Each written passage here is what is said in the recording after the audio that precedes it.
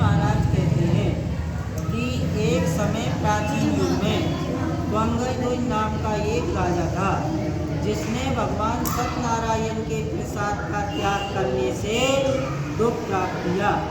राजा एक दिन जंगल में गया और बहुत प्रकार के पशुओं का शिकार किया। राजा ने देखा गाय चराने वाले ग्वाले भगवान सत्यनारायण का विधिवत पूजन करते हैं। राजा ना तो पास गया, न राजा ने भगवान को प्रणाम किया, न कथा सुनी, न प्रसाद ग्रहण किया। भगवान सत्यदेव रुष्ट हो गए, राजा के 100 पुत्रों को और धन को एक पल में नष्ट कर डाला।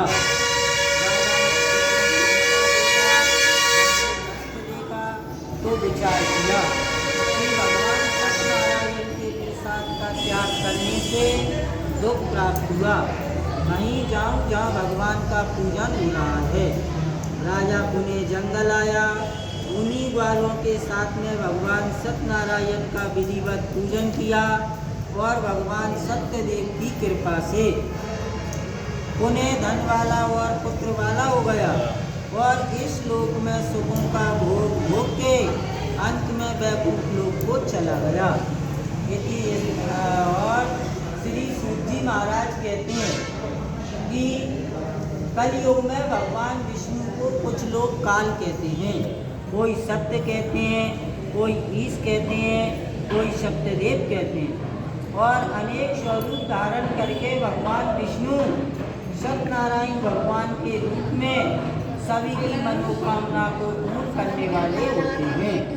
श्री सत्यनारायण भगवान की व्रत कथा का आपने श्रवण किया, जिसे करके और सुन के मनुष्य समस्त प्रकार के पापों से मुक्त हो जाता है और समस्त सुखों का भोग भोग कर अंत में वैकुंठ लोक को जाता है। अब जिन्होंने सत्यनारायण भगवान का व्रत किया, उस व्रत के प्रभाव से अगला जन्म उन्हें क्या मिला? जो काशी में शतानंद नाम का दरिद्री ब्राह्मण था, दूसरे जन्म में सुदामा नामक ब्राह्मण हुआ, भगवान कृष्ण का ध्यान किया और मोक्ष प्राप्त किया। लकड़ी बेचने वाला दूसरे जन्म में निषाद राज केवट हुआ, भगवान राम को पार उतारा और अपने कुल का उद्धार किया। कुल का मुख महाराज राजा दशरथ जी हुए, जिनके घर भगवान राम का जन्म हुआ और रघुनाथ जी की सम्यक प्रकार पूजा करके धाम प्राप्त किया।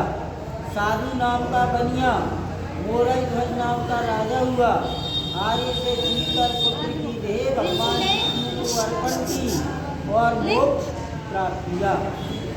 जो ग्वाले थे वे भगवान श्री कृष्ण के सखा हुए, भगवान श्री कृष्ण के साथ राक्षसों का संहार किया, अंत में गौलोक धाम को प्राप्त हुए। इति स्कंद पुराण अंतर्गत सत्य व्रत कथा में 5वां अध्याय हुआ। बोलो श्री राधा। चलो।